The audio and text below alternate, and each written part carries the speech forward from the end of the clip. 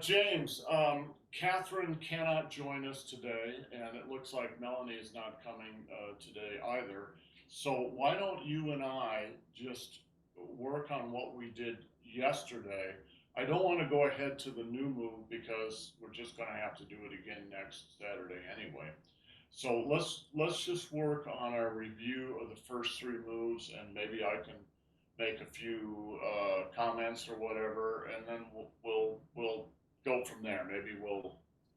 Uh, maybe we'll make the whole hour. Maybe we'll only make part of the hour here, right?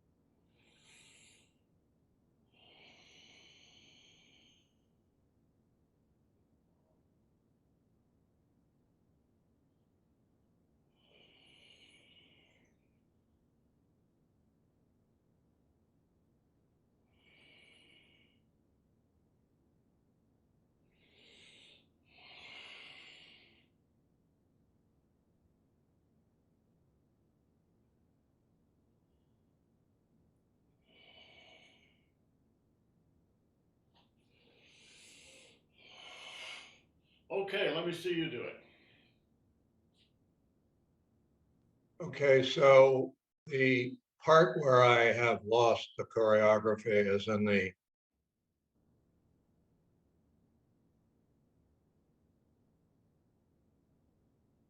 Okay, well, just go ahead and do it. I'll be able to see what you're missing there.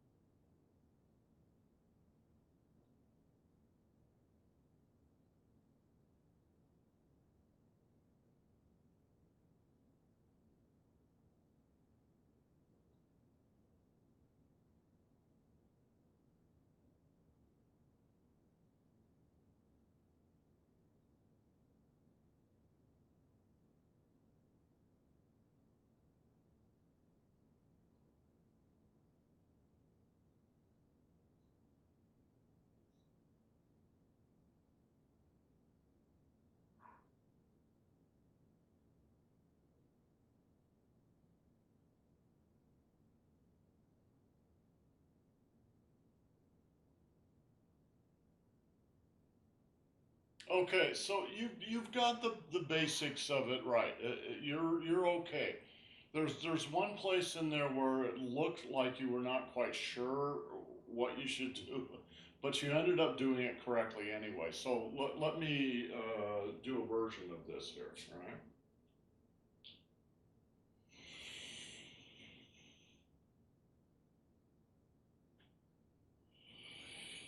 It's right here. It's really just a figure eight,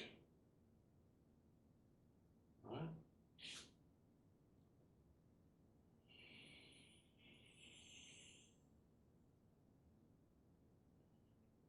Figure eight, and then close, block and knee, Chana, Chana. Yeah. Does that clear up that little section for you? Can't can't hear you. Sorry, still can't hear you. Can't hear you. about now. Good. So it's the I can't use the proper. I've lost you again.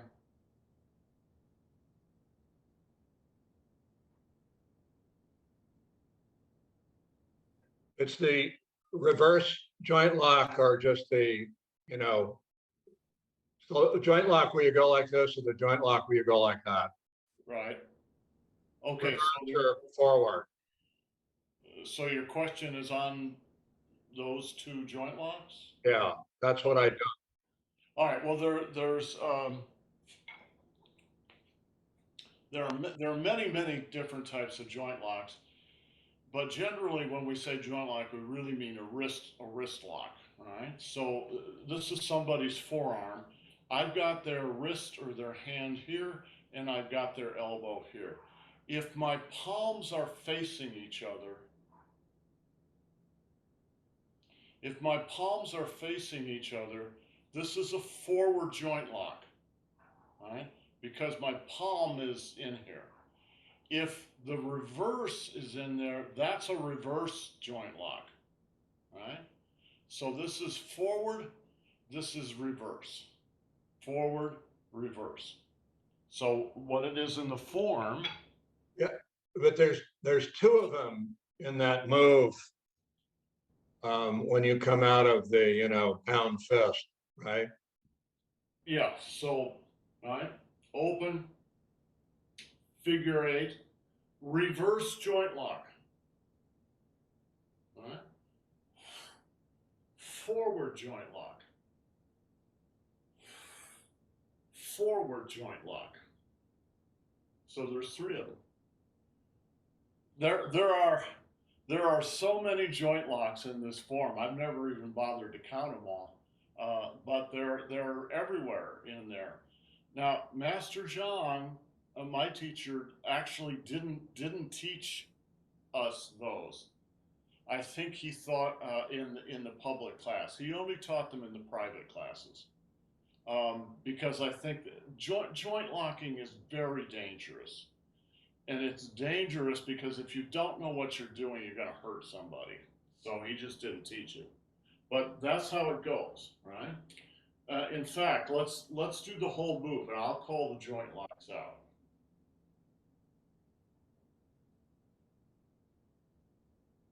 Joint lock. Joint lock. Joint lock. Joint lock. All right, so there's 4 joint locks in that one move. And the you know the sequence that you should follow in trying to understand those, are first get the outer body, get something, so you got something to work with, the outer body, and then you have to begin to understand what's going on the inside. And essentially what a joint lock is like when you take a kitchen rag and you squeeze it out, right? You're just squeezing the water out of a rag. That's exactly what a joint lock is. Right? So you're squeezing, whether it's reversed or forward or long or short. They all work basically the same way. So when you're teaching, for me, the easiest for me to get it in my head is to know the martial application. So like when you go like this, somebody's grabbing your arms, right? So Yeah, you take what they're doing and then you cross their wrists with this motion, right? And you bring them down. kind of, yes. The first move, when you lean in, you get grabbed. Right. You go back and then you go around and then you go pull them down because you've crossed their wrist now, right? Right. So then you come, and this move is a full extension. This move, imagine you're poking somebody in the eyes. All right, boom. And then you come back and it's an elbow strike. The next Yeah. one The next one could just be a double block, or it could be an elbow strike, and then a reverse chin up, block and knee, forward chin up, wind up, elbow strike, and another forward chin up. this last one is for sure an elbow strike. Yeah. It might be anything. Could be double block, it could be anything. It could be just manipulating the guy's hands, right? So he's coming in here like this, right? And you move his hands around. But it's easy because most people don't understand that. It's easier just to think of it as an elbow strike, which it could be, right? Boom. Or it could be just could be the wind up. Yeah, it could just be a wind up too. Okay, so I don't know if everybody appreciates it the same way, but whenever I go through it, it helps me to know what I'm trying to do out of Oh, the. absolutely. The the first time we go through this with everybody, I don't emphasize that as strongly as I do later on, because for most people, it doesn't mean anything. They don't know what an elbow strike is, right? So that motion there, well, they've never done that. I wonder what schoolyard they grew up on. A nice one with Captain Kangaroo. So, yeah, but you know, you're absolutely right. To truly understand the form, you have to understand the Shinyu. You have to understand what it's actually about. This move here, where I'm grabbed and I go like this. The circle is not so much a strike as just to get down like this, right? Yeah, yeah. It's mostly boom. It's to get away. Pull as opposed to a strike. But there's a lot of other stuff hidden inside there, and that's actually true with every movement. Um, I used to explain it in a little more detail, and now I don't because it's just too much for most people. So when you begin this move, and like when you watch me do this, right?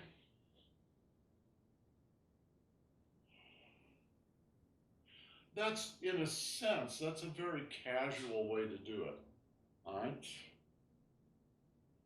But that's how most people do it. But if you really want to get into it, all right, it's this.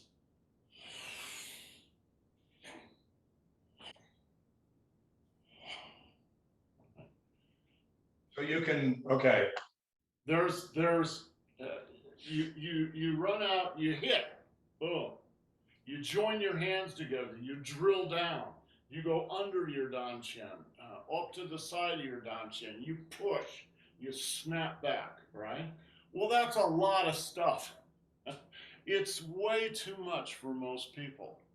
And most people would be exhausted by the fourth move. They'll fall over from exhaustion before they even complete the move, right? So we just, right, just simplify everything and just step out, join your hands together, snap back under the danshin, over the danshin.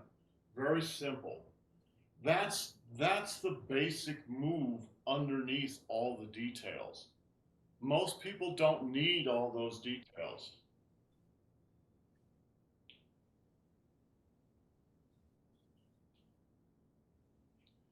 When you do this move, watch my left leg, this leg here.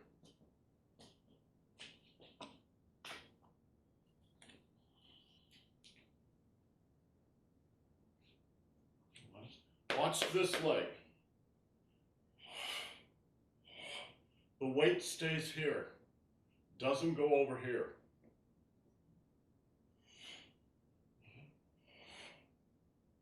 Wind up, now it goes over there. Okay. So, James, I know you have a problem with your back, is that right? Your lower back?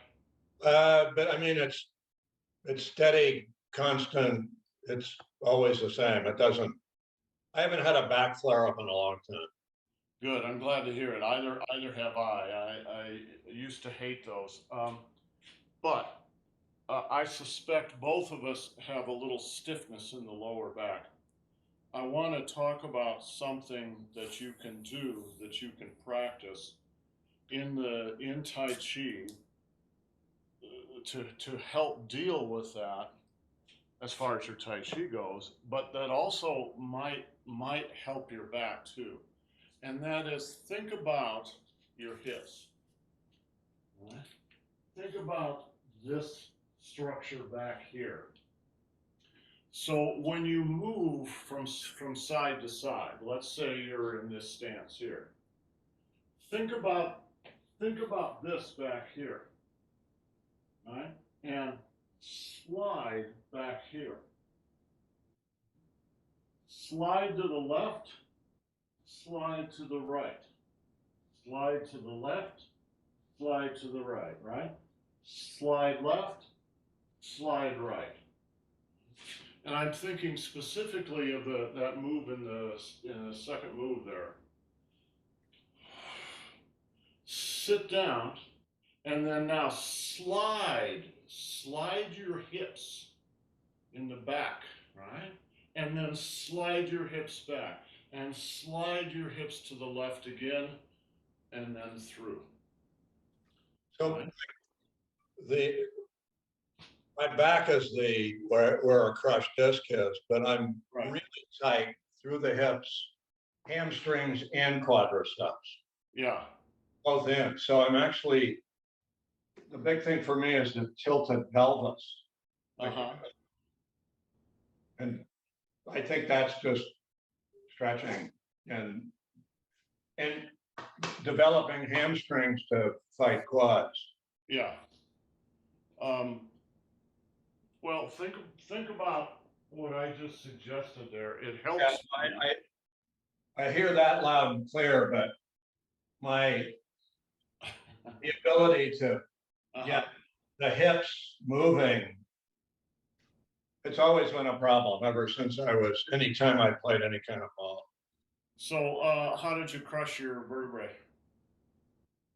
Carrying my daughter in one of those should be outlawed baby carriers that puts the Yeah. kid about the kid was about 6 inches above the top of my head, and it was about halfway up Tamalpais when I thought I pulled a hamstring. Uh, It turned out to be a crushed disc. It was ouch. 31 years ago, so I'm what they call stable. Which one is it? Remember? 5S1, it's the one everybody's got. Yeah, me too. Um, yeah, I blew my disc out when I was 19 years old, working construction, and it didn't really bother me the day I blew it out. What it bothered me is the next day when I tried to get out of bed and couldn't move. Um, Mine didn't bother me that bad until I looked in the mirror yeah, and I had no right buttock because of the wow, atrophy. wow, So I immediately went out to the doctor and he said, well, the good news is totally stable. The bad news is it's crushed. wow. Well, it's something a lot of us live with, that's for sure, and you just live with it your whole life. But The good news is my butt grew back mostly. well, that's good. A man should have a good butt. I have a spectacular butt myself. Um, anyway, think about that as you can. One way to think about it is now this is true for me. It may or may not be true for you. Everybody's an individual.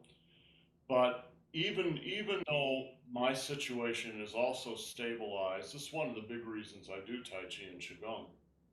Um, even though my situation is stabilized, this part of my body back here is always stiff. I'm always kind of tensing those muscles a little bit, and that's a natural way to try to protect that part of the body. So it takes a concerted effort on my part to relax that part of my body somewhat and to do what I just suggested doing to you. So a way to do that is when you do a move like this, right? Think. Yes, your knees bend a little bit, but what really sinking is sinking in the quad in the front and sinking in the lower back in the back. And if you need for your pelvis to tip forward a little bit to move comfortably, that's when you can do it. So it's a matter of relaxing into that part of the body. Even though there's some residual stiffness, still try relaxing into the body. And then in the back, slide the hips from one leg to the other leg and slide the hips back. Or you could say slide the butt back, right? But it's really your hip joints that are sliding. And you can kind of think of this as rocking the Dan Chin because that's going on too. But what I'm suggesting is to really focus on the back. I can feel it right now when it's kind of a pelvis tilt back. Yeah. Um, the advantage to doing, I mean, don't overdo it, but do it a little bit. It will improve your Tai Chi, but as you learn the whole form, there are many, many, many places in the form where will need to do that. And so as you learn the whole form, you'll get a lot of exercise in that part of the body. So it will strengthen that part of the body in back. And that muscular strength really helps compensate for the weakness in the skeletal structure. It has helped me tremendously. That's why I do, I mean, it's not the only reason, but it's one of the major reasons that I do Tai Chi and Qigong is it would take about 3 or 4 weeks and I would be a complete mess if I didn't do this every day. Yeah. So I really try to focus on the lower sliding back and forth, and that gives me a little exercise. Now, I don't know, I'm not a physical therapist and I'm not there with you anyway. I don't know whether you should think of your pelvis as tipping backward or tipping forward, but I'll tell you what mine does. It tips forward. So I'm taking my own the end of my spinal canal and bringing it a little bit forward. So it's coming underneath a little bit forward. I'm exaggerating with my hands, but right, comes a little forward, and that relieves a lot of pressure in the lower back. That's Slide. exactly what I feel. Yeah.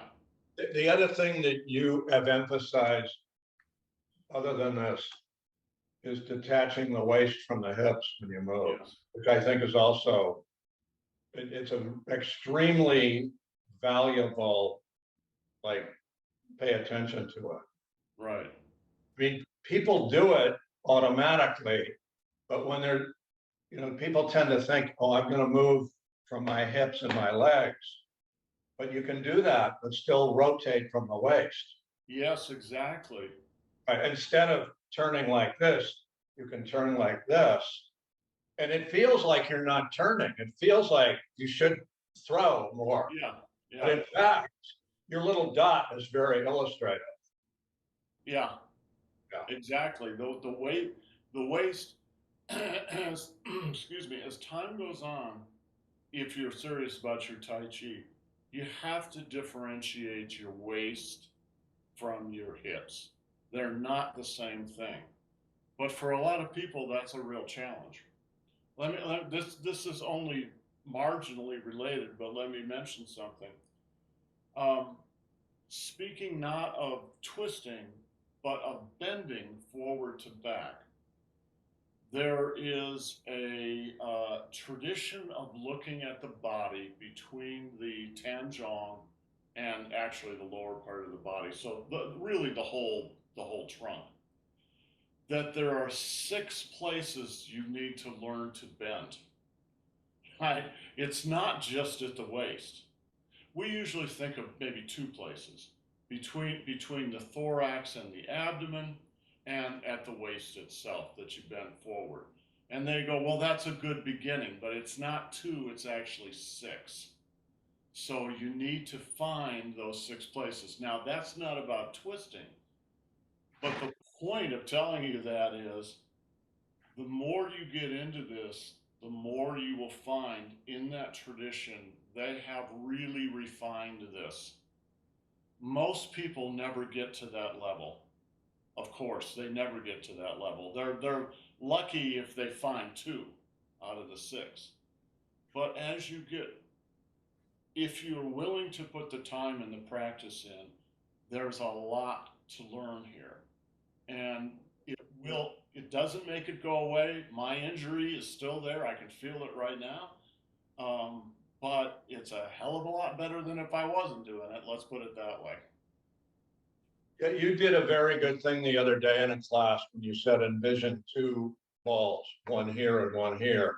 And they move, maybe not independently, but they move separately. They're not the same. It's not one, You can do two things at once with this part of the body. That's exactly Multiply that by 3 to get to 6, right? right. Exactly. You know, that little metaphor of the two balls that, you know, they can at times move together, but usually they're moving separately or they're relating to each other, but they're not exactly the same thing. And for me personally, and for what I've observed in most students, our lower ball gets really short shrift. We don't pay much attention to it. There's a cultural bias against this part of the body, and we abuse it with sitting in front of TV, sitting in a car, sitting at work, sitting in front of a computer, and it deadens this part of the body. And then if you've got an injury like we both have, you know, my injury in back is about right here, right? So it's just below the Dan chin. And that stiffens all this up and it stiffens this part of the body. So it's numbed and it's stiffened. And so it just doesn't function very well. And that whole idea of it being very limber and these two balls that can work together really help with that numbness and that stiffness inside. And I think it gives you your body back. Yeah, I never That have. you had when you I, were a kid. I mean, I have like a mild, muscle sore back, but my problem is my right leg with sciatica and atrophy. So I have a great deal of difficulty standing on my right leg. Yeah, I can do it for like 30 or 40 seconds, but it's a struggle as opposed to this one. no problem. Well, sciatica, of course, is caused by the sciatic nerve that comes out of the spine about where your injury probably is. Um, and a lot of people at our ages, a lot of people have that. My own take on it is everybody's an individual. So I personally can't say anything that for sure is going to save anybody. But what I've noticed in my own case is I've had a little sciatica from time to time, but it hasn't bothered me very much because I do so much work every day on this. So every day I'm doing 2 or 3 hours of this stuff. Right? It's in a lot of ways it's not a lot because we're talking and doing this and that, but somehow it seems to work. But Jim, if I didn't do this every day, I could get away with it for a couple weeks, and then all this starts to seize up, and I'm useless at that point. I can't work. Of course, I can work. I can sit in my chair and do computer stuff. I can go out and mow the lawn. But I'm setting myself up for another injury. I can feel it, and it's happened over and over and over again. So I have to keep in some kind of shape with this all the time. And yeah, I'm 72 years old. So, I'm not a 22-year-old guy. That's long, long past. But I do the best that I can. And it got rid of the sciatica. And I think it's because you have to do this at least an hour every day. Every day you have to do it an hour every day and get into it and get into the training. And what it does is it will build your musculature and it will loosen up your skeletal structure so that you're much more limber and much stronger down here. And if that helps your sciatica, I hope it does. I really hope it does. But who knows? I don't know. You just have to do it and try. I just have I just have nerve damage in my right leg, which I don't think you can bring back, but you can recruit other muscles. Well, that's I think a lot of what happened with me, and I think Annie would say the same thing about her situation. Is um, if you practice every day, you just start to build so much more muscle down here, including, you're right, compensatory muscles that normally you wouldn't use to do something, but you recruit them they begin to support you, even though other muscles maybe are somewhat atrophied. Who knows? Okay, well, that's it for our little hour. Let's pick this up again next Saturday. Hopefully, the other folks will be here and we can go ahead with move number 4. All right. All right? Okay, buddy. See you next time. Ciao. So last time you did the 83, and that was last Saturday. Yeah. And I thought, oh, this is cool. This is the 24. I can watch the whole thing. I can look at it. So I looked at it later, and Kevin made a noise. Uh-huh. So I'm watching Kevin watch you on the video. I know we don't handle our recording thing very well. I'm not very good at remembering, and nobody else is either. And then they make noises and screw it up. So that's a good hint. We need to get a little more professional with our recording. Because I watched the whole thing when you did it, and I said, hey, this is really cool. There's one thing in the middle where there's some extra stuff. I said, I can throw that out. But that's the 24.